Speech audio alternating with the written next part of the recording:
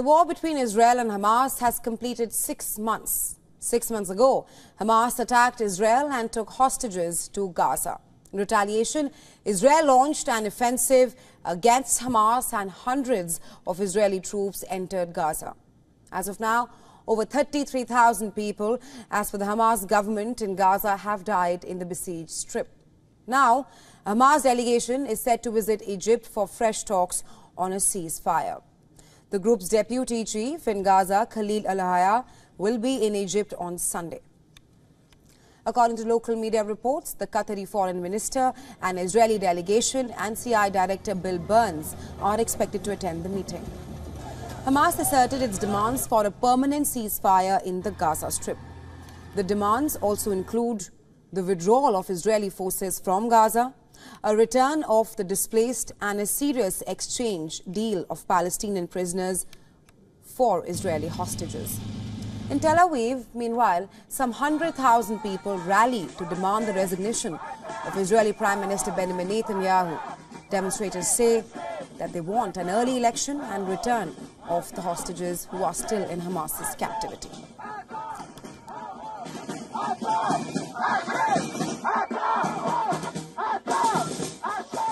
I would like that there will be an election in the next 4 months maximum, because this country, which is very good, very strong, will not survive this prime minister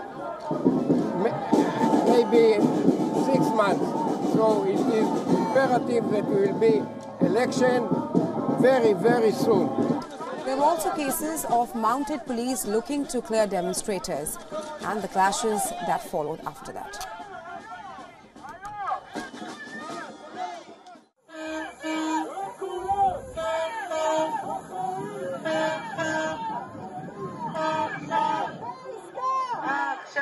This country must exist. We don't have another country, but we have to be a good country, a moral country that protects itself but acts according to human rights. Thank you. As the pressure grows on Netanyahu government for the release of hostages, Israeli commandos recovered the body of a hostage held in Khan Yunis in the southern Gaza Strip. The Israeli military said 3 months ago he pleaded for his release in a video issued by his Palestinian Islamic Jihad captors. At least 35 hostages have died in Gaza captivity.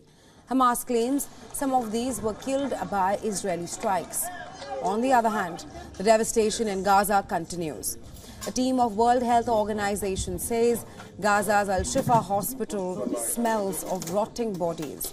The team said it saw at least 5 dead bodies at the complex. What you also see here in the yard of the hospital are the graves of people who have died. Some of them have been buried, some of them are not yet even buried, so you can see here, and in many other places, you can see the bodies that are rotting under the Gazan sun. This is horrible and this is unimaginable. This war should stop now. The United Arab Emirates and Egypt conducted another round of airdrop of crucial food aid. 2 UAE planes and 2 Egyptian ones dropped 82 tons of relief aid and supplies over isolated areas in northern Gaza.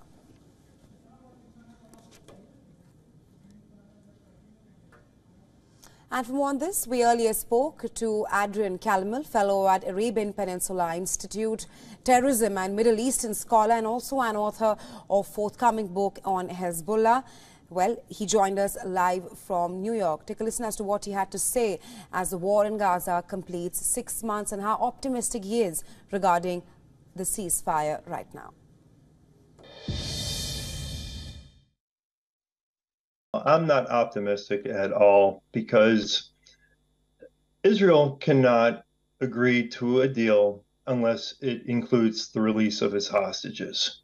Now, when we've seen hostage exchanges take place in the past with Hamas during this war, there were unequal exchanges, roughly 40 to 60 Israeli hostages, and it was ratio of basically 1 to 7, 1 to 10 hostages.